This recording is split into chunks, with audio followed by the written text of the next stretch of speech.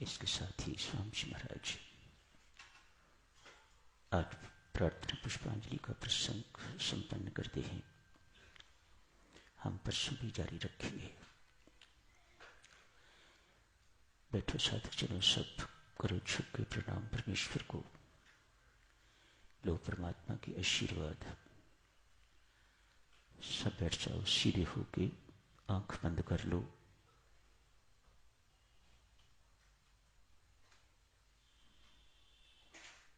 पीठ रखी सीधी, ध्यान मुद्रा भी बैठिए। गद्दा रखें परमात्मा के आमने सामने। परमेश्वर के सानिध्य में बैठे हुए हैं आप। परमेश्वर के श्री चरणों में बैठे हुए हैं आप।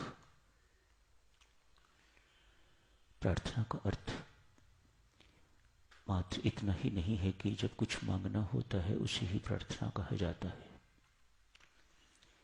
परमात्मा की सेवा में कुछ भी निवेदन किया जाए, पूजा करने को भी, उपासना करने को भी प्रार्थना कहा जाता है। अमुक व्यक्ति प्रार्थना के कमरे में बैठे हुए हैं, प्रार्थना कर रहे हैं। दो अर्थ हो सकते हैं। एक तो ये कुछ परमात्मा से निवेदन करना चाह रहे हैं, स्तुति पूजा कर रहे हैं, उपासना कर रहे हैं। दूसरा अर्थ ये भी होता है अपने लिए, औरों के लिए कुछ मांग रहे हैं, कुछ याचना कर रहे हैं।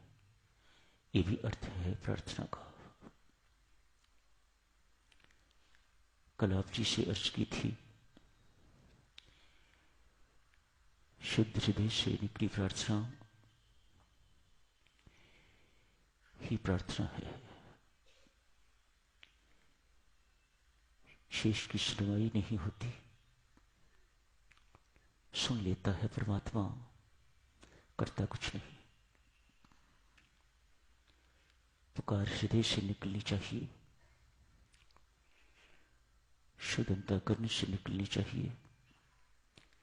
इसलिए प्रत्येक प्रार्थी को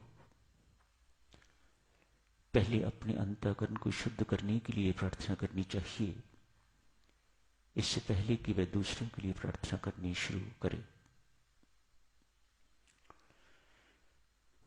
दूसरों को इससे कोई विशेष लाभ नहीं होता। हो सकता है उसका अपना उत्थान हो रहा हो,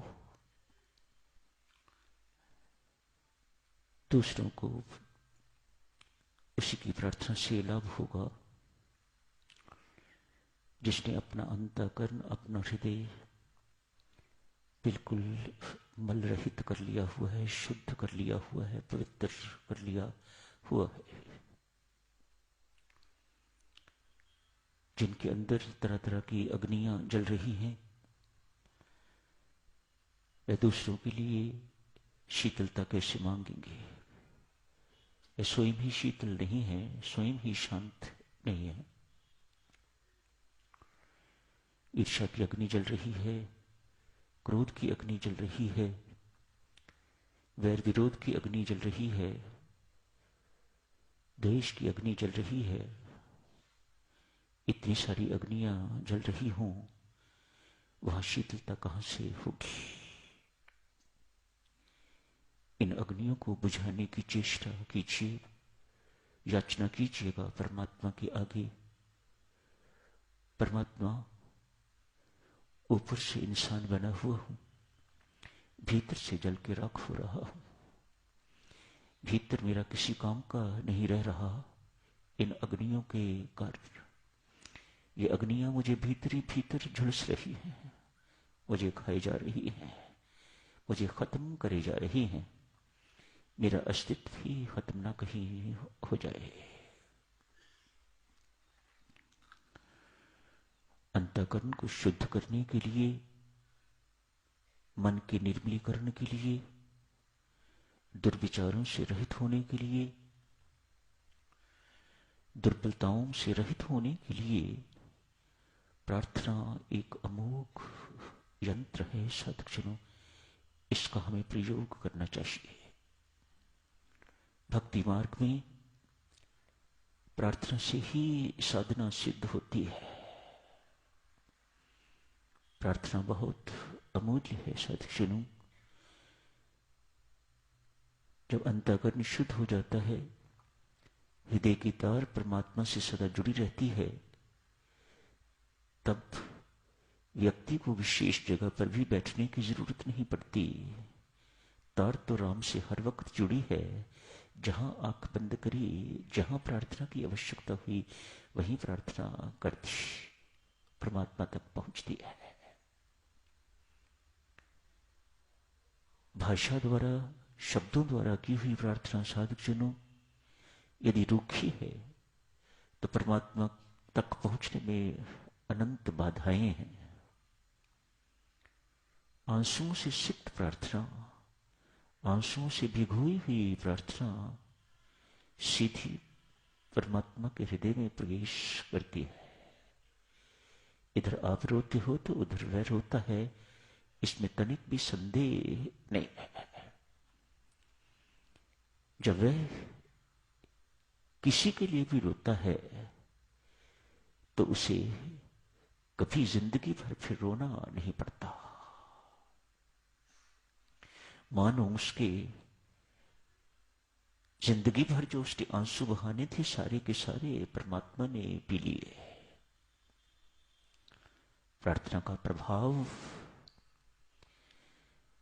अपनी जिंदगी में, दूसरों की जिंदगी में साधुजनों बहुत है। कहावत है ना, जो किसी अन्य ढंग से अचीव नहीं हो सकता वह प्रार्थना से प्राप्त किया जा सकता है। प्रार्थना में बहुत बल है। हां, कभी बच्चा अनजाने में ऐसी चीजें भी मांग लेता है जिसके लिए मां को पता है कि ये हानिकारक है। ना दे तो रुष्ट नहीं होना, नाराज नहीं होना मां से। आपका गला खराब है, आप चटनी मांगो, समोसा मांगो तो कोई मां नहीं देगी। जुकाम हुआ है, आप कुछ ऐसी चीजें मांगो मां से जो जुकाम को और बिगाड़ दे। निमोनिया होने की शंका हो मां को तो वह वस्तु मां कभी नहीं देगी बच्चे को। अपने लिए, औरों के लिए यदि कभी प्रार्थना स्वीकार न हो तो कभी निराश हताश नहीं होना, कभी रुष्ट नहीं होना, कभी उल्हाना नहीं देना। जो राम तेरी इच्छा। मैं तो एक प्रार्थी हूं, मैं तो एक याचक हूं, मैं तो मात्र एक कागज का पुर्जा आपके चरणों में रखने वाला हूं। मानना ना मानना वह तो आपकी इच्छा है।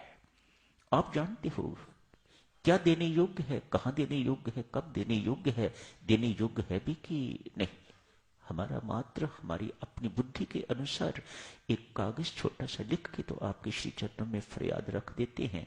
मानना ना मानना परमात्मा ये तेरे अधीन है। हम तो ये मान के चलते हैं तो सर्वसमर्थ है, सब कुछ कर सकता है। करना ना करना तेरी मर्जी है, वह हमारा अधिकार नहीं है। हमारी नौकरी मात्र इतनी ही है कि हम तेरे चरणों में किसी के लिए या अपने लिए वह कागज छोटा सा रखते। ये दरखास्त है परमात्मा तेरे दरबार में। मानना ना मानना, स्वीकार करना या अस्वीकार करना, ठुकराना, ये तेरे अधीन है। कल राम जी अपना एक दुर्गुण वर्णन किया था, क्रोध। किस किस का वर्णन करूं? इस क्रोध के कारण कितनों को मेरे से दुख हुआ है, मैं वर्णन नहीं कर सकता। उनके हृदय की पीड़ा अभी भी मुझे दुख देती है। मैंने क्यों इनके हृदय को दुखाया?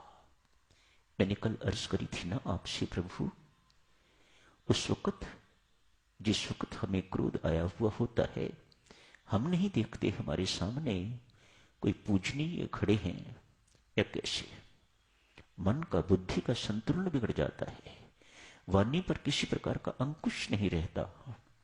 आंखें लाल हो जाती हैं, होठ फड़फड़ाने लग जाते हैं, ब्लड प्रेशर हाई हो जाता है, मुख लाल हो जाता है, आंखें लाल सुर्ख हो जाती हैं।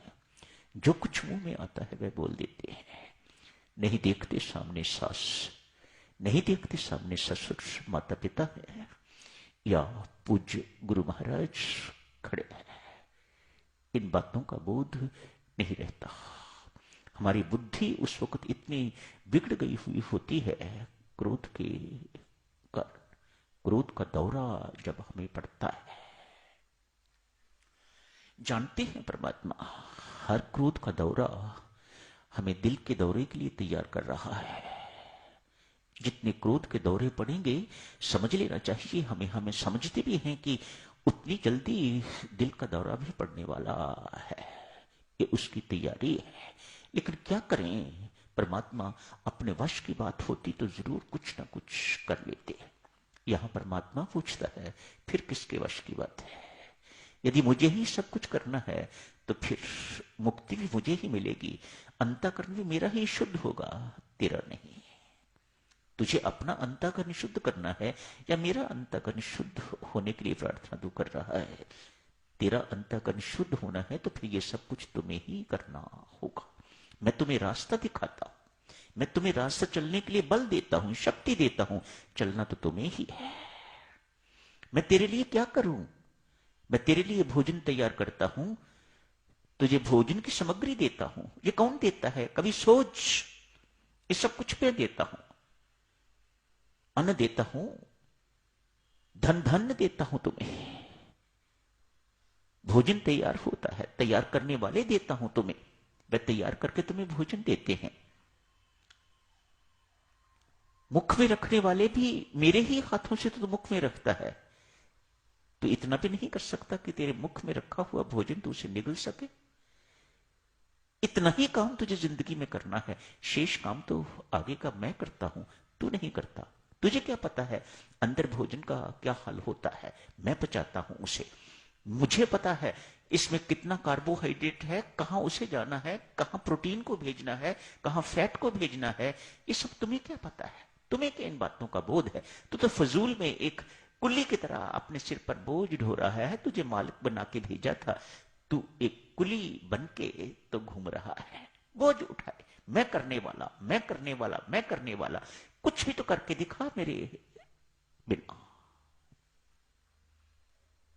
क्या कर सकता है तू? यदि तू कर सकता है तो फिर मेरे दरबार में भिखारी बन के क्यों बैठा हुआ है? क्यों मांग रहा है मेरे से? मांगने के लिए देवियों सज्जनों कभी ये शर्त ना भूलना, मैं भिखारी राम तेरे दरबार का, मैं दीनहीन भिखमंगा कंगाल। मेरे अंदर किसी प्रकार का कोई बल, किसी प्रकार की कोई शक्ति, किसी प्रकार की योग्यता नहीं होते तो राम मैं तुम्हें कष्ट ना देता, मैं तुम्हें तकलीफ ना देता।